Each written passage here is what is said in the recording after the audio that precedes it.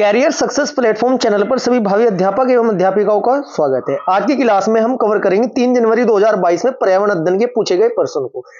Extra fact व detail से जितने आगामी एग्जाम को मद्देनजर रखते हुए आपके क्वेश्चन बनेंगे, साथ के साथ मैं आपको कवर कराऊंगा पर्यावरण अध्ययन के अंतर्गत कैसे क्वेश्चन पूछे जाते हैं और कैसे कैसे क्वेश्चन पूछे जाने की संभावना है। साथ के साथ आज की क्लास में मैं आपको ये भी कवर कराऊंगा। आपको कंप्लीट क्लास देखनी है। क्लास स्टार्ट करते हैं। क्वेश्चन नंबर फर्स्ट, निम्नलिखित में से कौन से जानवर के आगे का दांत उसकी पूरी जिंदगी बढ़ता रहता है? क्वेश्चन नंबर फर्स्ट का आपका राइट आंसर हो जाएगा ऑप्शन नंबर थर्ड, गिलहरी।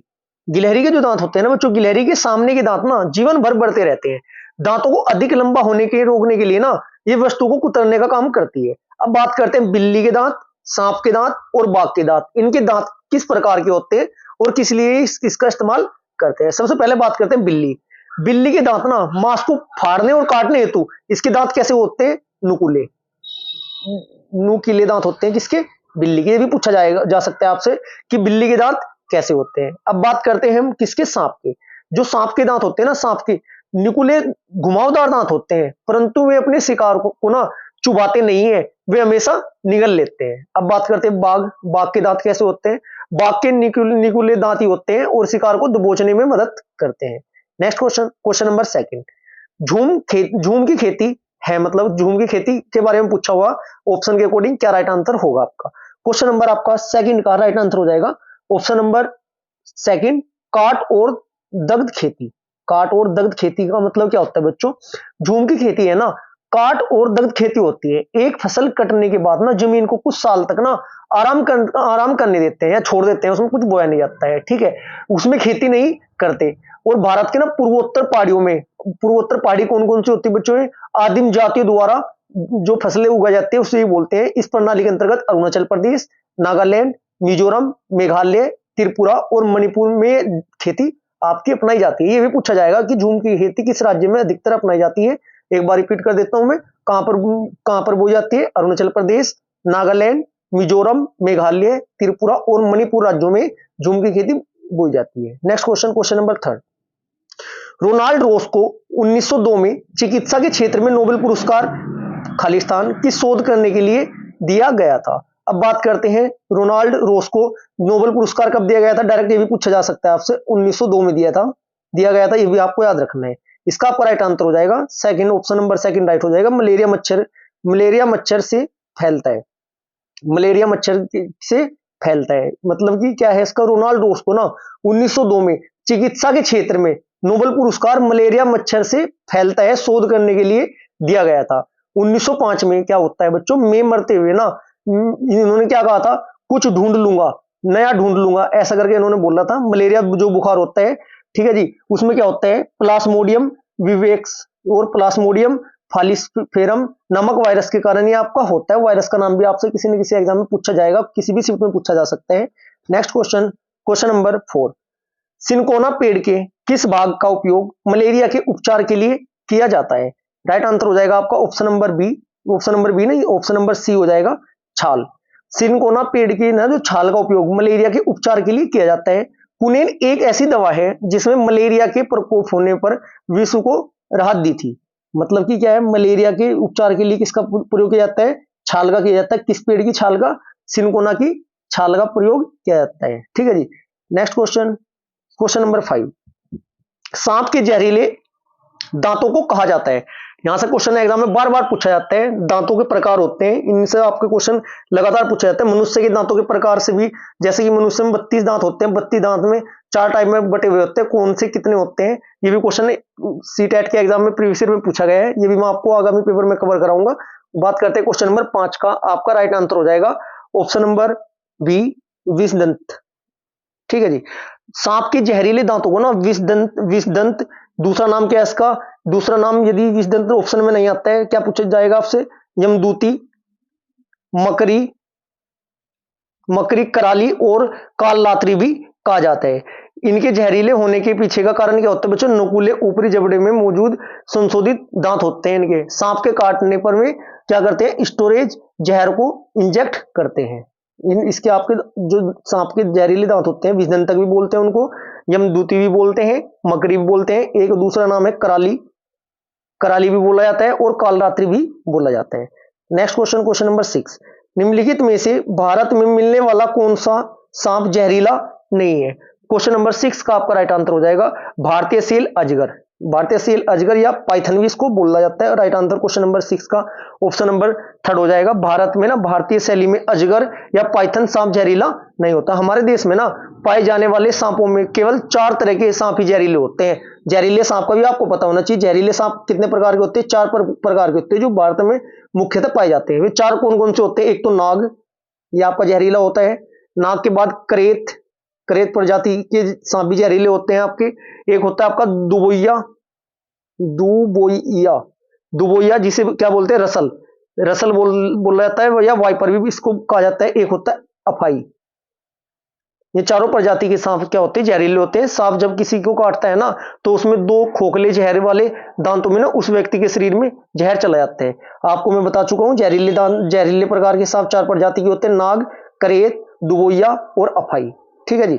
Next question, question number 7, vermicomposting एक विधि है जिसमें खाद बनाने में खालिस्तान उपयोग होता है। क्वेश्चन नंबर 7 का ये क्वेश्चन बार बार एग्जाम में पूछा जाता है। क्या होता है इसमें वर्मी कंपोस्टिंग में? किसका उपयोग होता है? केंचुए का। किसान का मित्र किसे कहा जाता है? ये भी क्वेश्चन एग्जाम में कई बार पूछा हुआ है। केंचुए को ही कहा जाता है। वर्मी कंपोस्टिंग क्या होता है बच्चों? एक मेथड होता है जिसमें खाद बनाने में ना केंचुआ उपयोग होता है। इसे केंचुआ खाद भी कहा जाता है। यह पोषण पदार्थों के भरपूर एवं उत्तम जैव उर्वरक है। यह केंचुए तथा अन्य कीटों के द्वारा ना वनस्पतियों एवं भोजन के कचरे आदि को विघटित करके बनाई जाती है। वर्मी कंपोस्ट में बदबू नहीं होती है, इस बात का ध्यान रखना है आपको, और मक्खी एवं मच्छर नहीं बढ़ते तथा यह वातावरण को प्रदूषित भी नहीं करता। किसानों का मित्र केंचुआ। Next question, question number 8, pashmina ऊन किस जानवर से मिलती है? पश्मीना ऊन किस जानवर से मिलती है? राइट आंसर हो जाएगा आपका ऑप्शन नंबर 2 किससे मिलती है? बकरी से मिलती है। पश्मीना ऊन है ना बच्चों, पहाड़ी बकरियों की एक खास नस्ल से लगभग 500 मीटर की ऊंचाई पर रह सकते हैं। यहाँ सर्दियों में ना लगभग तापमान कितना होता है? 0 डिग्री सेंटीग्रेड से भी बहुत कम -40 डिग्री तक सेंटीग्रेड तक चला जाता है। जो आपका है ना पश्मीना सोल में ना 6 स्वेटरों की बराबर गर्मी होती है। जो पश्मीना एक स्वेटर में कितनी स्वेटरों की बराबर गर्मी होती है बच्चों? 6 स्वेटरों की लगभग बराबर गर्मी होती है। और इतनी गर्म पर ना मोटी बिल्कुल नहीं होती। इसे लद्दाख पश्मीना या कश्मीरी के नाम से भी जाना जाता है। ये बहुत अच्छी वो है बच्चों एक किस्म से। नेक्स्ट क्वेश्चन, क्वेश्चन नंबर आपका 9, अधूरे जले जीवाश्म ईंधन से फैलती है। क्या फैलती है? अधूरे जले जीवाश्म ईंधन से क्या फैलती है बच्चों? CO फैलती है। CO बोले तो कार्बन मोनोऑक्साइड। यह एक रंगहीन गंधहीन गैस होती है जो पेट्रोल, डीजल और लकड़ी सहित कार्बन आधारित ईंधन के अधूरे जलने से पैदा होती है। यह सिगरेट जैसे प्राकृतिक और सिंथेटिक उत्पादों के दहन पर भी उत्पन्न होती है। यह हमारे रक्त में प्रवेश करके ऑक्सीजन की मात्रा को कम कर देती है और यह हमारी सजगता को धीमा कर सकती है। इसे भ्रमित और नींद में डाल सकते हैं। ठीक है बच्चों, इतना पता होना चाहिए किस किस से निकलती है। नेक्स्ट क्वेश्चन, क्वेश्चन नंबर 10, पौधों में पानी देने के लिए प्रयुक्त तकनीकी जिसमें संकीर्ण नलियों से पानी सीधा पौधे के आधार में दिया जाता है क्या कहलाती है? क्वेश्चन नंबर 10 का आपका राइट आंसर हो जाएगा ड्रिप सिंचाई। क्या होती है? ड्रिप सिंचाई से कहते हैं पौधों में ना पानी देने के लिए प्रयुक्त तकनीकी जिसमें संकीर्ण नली होती है उसे क्या कहा जाता है? ड्रिप सिंचाई कहा जाता है। यह सिंचाई की एक विधि होती है जिसमें सिंचाई में ना जल को पौधे की सीधे जड़ क्षेत्र में ना बूंद बूंद करके पहुंचाया जाता है। इस विधि का विकास ना इजराइल में किया गया था। यह भी पूछा जा सकता है जो ड्रिप सिंचाई है इसका विकास कहां से हुआ था या कहां पर सबसे पहले इस्तेमाल की गई थी? ये कहां की गई थी? इजराइल। आपको नाम याद रखना है इजराइल। ऐसे फैक्ट वाले क्वेश्चन भी डायरेक्ट एग्जाम में पूछे जाते हैं। इजराइल में किया गया था। अब यह विधि सभी देशों में लगभग लोकप्रिय हो रही है। नेक्स्ट क्वेश्चन, क्वेश्चन नंबर 11, निम्न पौधों में से कौन सा पौधा कीटों को जाल में फंसता है और खा जाता है? क्वेश्चन नंबर 11 का जाल में फंसता है और खा जाता है। राइट आंसर हो जाएगा आपका घटपर्णी का पौधा। कहेगा पौधा? घटपर्णी का पौधा। घटपर्णी का पौधा क्या होता है? घटपर्णी का पौधा ना कीटों को जाल में फंसाता है और खा जाता है। यह द्विदली वर्ग या नाम याद रखना आपको ये इसके वर्ग का, नेपेथिनली, अंकी बिंदी भी है पे, नेपेथिनली कुल का कीटभक्षी पौधा होता है जो श्रीलंका, असम, मेघालय कहां कहां मिल पाया जाता है? देश की बात करें श्रीलंका, राज्य की बात करें असम और मेघालय। असम मेघालय राज्य की खासी पहाड़ियों में ना मुख्य पाया जाता है।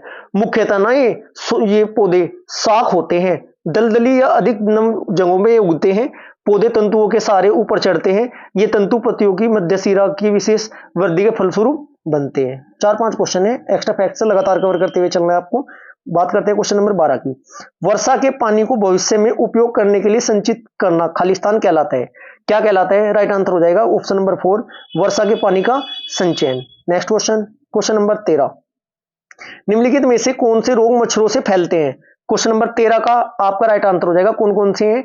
ए सी डी ऑप्शन नंबर 3 आपका राइट आंसर हो जाएगा। ए मतलब मलेरिया, सी मतलब डेंगू, डी मतलब चिकनगुनिया। मलेरिया, डेंगू और चिकनगुनिया रोग मच्छरों से फैलते हैं, जबकि जो निमोनिया है ना बच्चों, उसमें सेकंड ऑप्शन है निमोनिया का भी तो पता होना चाहिए आपका। रोग और उत्पन्न होने वाले मतलब रोग किस किस चीज से होते हैं रोग और किस अंग को प्रभावित करते हैं, ये टॉपिक इंपॉर्टेंट है। ये भी मैं आपको ट्रिक से कवर कराने वाला हूं नेक्स्ट क्लास में।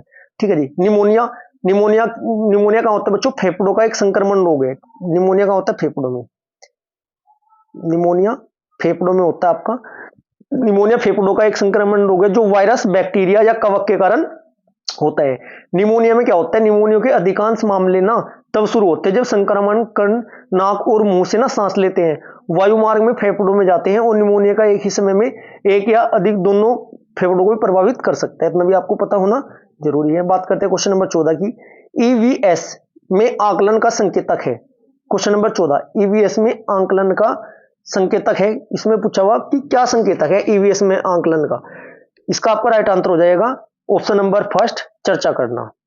क्या होता है बच्चों? चर्चा करना। ईवीएस में ना आकलन का संकेतन चर्चा करना होता है, जिससे क्या होता है? जिससे बच्चों को उसकी भाषा और सीखने की क्षमता का विकास करती है। माता पिता और देखभाल करने वाले बच्चों के साथ ना जितनी बातें करेंगे और उस पर ध्यान देंगे, बच्चा उतनी ही तेजी से सीखेगा।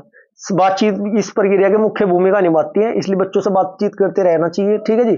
क्योंकि इसमें ना छात्रों को उसके विचार को स्पष्ट करने में तथा क्या समझ सके हैं यह बताने में, प्रश्न पूछने में बहुत ज्यादा हेल्प मिलती है। Next question, question number 15। इनमें से क्या पर्यावरण अध्ययन का भाग है? क्वेश्चन नंबर 15 का आपका इनमें से पर्यावरण अध्ययन का क्या भाग है?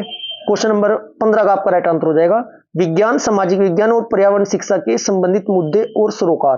राइट आंसर क्वेश्चन नंबर 15 का आपको ऑप्शन नंबर 1 हो जाएगा। विज्ञान, सामाजिक विज्ञान, पर्यावरण शिक्षा में सामाजिक मुद्दे ना सरोकार से, ये सभी पर्यावरण अध्ययन के भाग है। पर्यावरण तो मूलतः क्या होता है बच्चों? पर्यावरण मूलतः परिस्थितिकी के सिद्धांत, प्राकृतिक संसाधनों तथा प्रबंधन का मिलाजुला परिवेश होता है। पर्यावरण ही किसी भी जीव के जीवित रहने योग्य परिस्थिति का निर्माण करता है। आज की क्लास हमारी यहीं पर समाप्त होती है। क्लास आपको कैसी लगी? क्लास अच्छी लगी वीडियो को लाइक करें, शेयर करें, चैनल को सब्सक्राइब करें। Thank you.